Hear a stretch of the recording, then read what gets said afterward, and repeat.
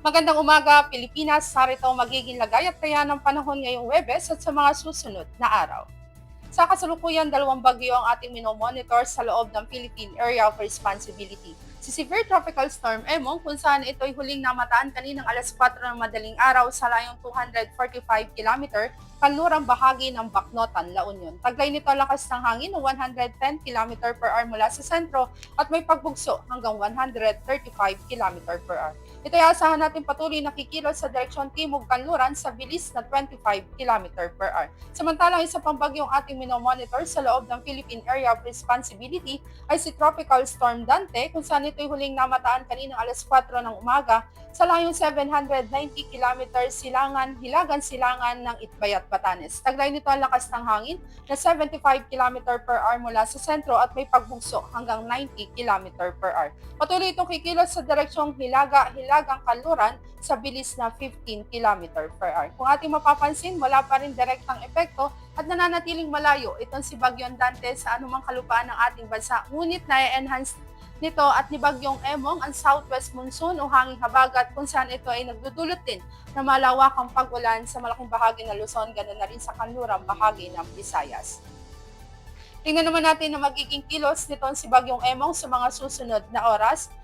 Kung ating mapapansin, magluluping itong si Bagyong Emong. Generally, patuloy itong kikilos sa direksyon timog silangan bago kumilos sa direksyong hilagan silangan. Lalapit ito dito sa Pangasinan ngayong hapon at kung di pa rin magbago ang kanyang bilis na 25 km/h, aasahan natin ito ay maglalandfall dito sa may Ilocos Region mamayang gabi hanggang bukas ng madaling araw. Di rin natin niro-rule out o inaalis ang posibilidad na mag-intensify pa ito into a typhoon category. Dulot nga ni Bagyong Emong, nakataas naman ang signal number 3, particular na yan dito sa northern portion ng Pangasinan at western portion ng La Union. Tropical Cyclone Wind Signal number 2 naman ang aasahan natin dito sa Ilocos Norte, maging sa Ilocos Sur, ibang nalalabing bahagi ng La Union at western portion ng Apayao. Tropical Cyclone Wind Signal number 2 din na nakataas dito sa Abra, Kalinga, maging sa Mountain Province, sa Ifugao, Sambenguet at sa central portion ng Pangasinan. Tropical Cyclone Wind Signal number 1 naman ang aasahan natin dito sa Batanes, ganoon na rin ang Cagayan including ang Babuyan Island at western and central portion ng Isabela. Tropical Cyclone Wind Signal number 1 din na nakataas dito sa ibang nalalabing bahagi ng Nueva Vizcaya, maging dito sa Quirino, ibang nalalabing bahagi ng Apayao, ganoon na rin sa ibang nalalabing bahagi ng Pangasinan. Tropical Cyclone Wind Signal number 1 din na nakataas dito sa northern and central portion ng Zambales, maging sa western and central portion ng Nueva Ecija. Para naman dito sa magiging typhoon track nitong si Bagyong Dante, generally patuloy naman itong kikilos sa direksyong hilagang kanluran within the next 24 hours at aasahan natin kikilos ito sa mga susunod na araw ng kanluran, hilagang kanluran patungo dito sa may Ryukyu Island and then dito sa may East China Sea at aasahan natin kung di pa rin magbago ang kanyang bilis sa 15 km/h, may posibilidad na itong lumabas sa Philippine Area of Responsibility ngayong hapon o mamayang gabi. Para naman sa magiging lagay at taya ng panahon ngayong araw, aasahan nga natin ang stormy weather dulot nito si Bagyong Emong dito sa may Ilocos Region, ganoon na rin sa Cordillera Administrative Region. Rains with gusty winds naman aasahan dito sa may Batanes, Cagayan, Isabela, maging sa Zambales, ganoon na rin sa Tarlac at sa Nueva Ecija. Samantalang cloudy skies with scattered rains and thunderstorm man aasahan dito sa may ibang nalalabing bahagi ng Cagayan, dulot din yan nitong si Bagyong Emong.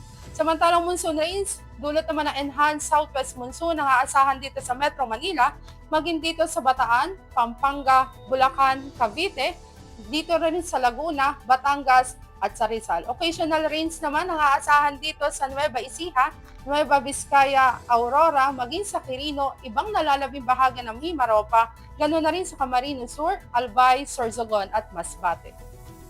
Dito naman sa Kabisayaan, ang kanlurang bahagi, aasahan din natin dulot ng enhanced southwest monsoon. Aasahan patuloy na makakaranas sa monsoon rains. Dito naman sa ibang nalalabing bahagi ng Visayas, asahan naman natin ng occasional rains. Dito sa Mindanao, aasahan naman natin ng patuloy na bahagi ang maulap hanggang sa maulap na kalangitan. Ngunit di natin inaalis sa mga posibilidad ng mga pulupulong pag-ulan na kuminsan ay may pagkidlat at pagkulog. Para naman sa magiging lagay at taya ng panahon sa mga susunod na araw, aasahan natin ang patuloy na occasional rains hanggang bukas dito sa Metro Manila at sa weekend aasahan naman natin ang maulap na kalangitan na may kalat-kalat na pag-ulan, pagkidlat at pagkulog. Ganon din ang aasahan natin dito sa Cavite. Samantalang dito sa Angeles hanggang Sabado aasahan natin ang patuloy na occasional rains at pagsapit na linggo maulap na kalangitan na may kalat-kalat na pag-ulan, pagkidlat at pagkulog. Dito sa Lipa, aasahan din natin dulot ng southwest monsoon hanggang bukas ang occasional rains, pagsapit ng weekend, maulap na kalangitan na may kalat-kalat na pag-ulan, pagkidlat at pagkulog. Dito naman sa Puerto Princesa, aasahan natin ang patuloy na maulap na kalangitan na may kalat-kalat na pag-ulan, pagkidlat at pagkulog, dulot yan ng southwest monsoon. Samantalang ganun din ang aasahan natin dito sa May Kalayaan Island. Dito naman sa Lapu-Lapu, aasahan natin ang patuloy na maulap na kalangitan na may kalat-kalat na pag-ulan, pagkidlat at pagkulog hanggang bukas. Asahan natin may gradual na pagganda naman ng panahon pagsapit ng weekend. Dito naman sa Davao, maging sa Zamboanga, aasahan naman natin sa mga susunod na araw ang patuloy na maulap, bahagyang maulap hanggang sa maulap na kalangitan. Ngunit di natin inaalis sa mga posibilidad ng mga pulo-pulong pag-ulan na kuminsan ay may pagkidlat at pagkulog.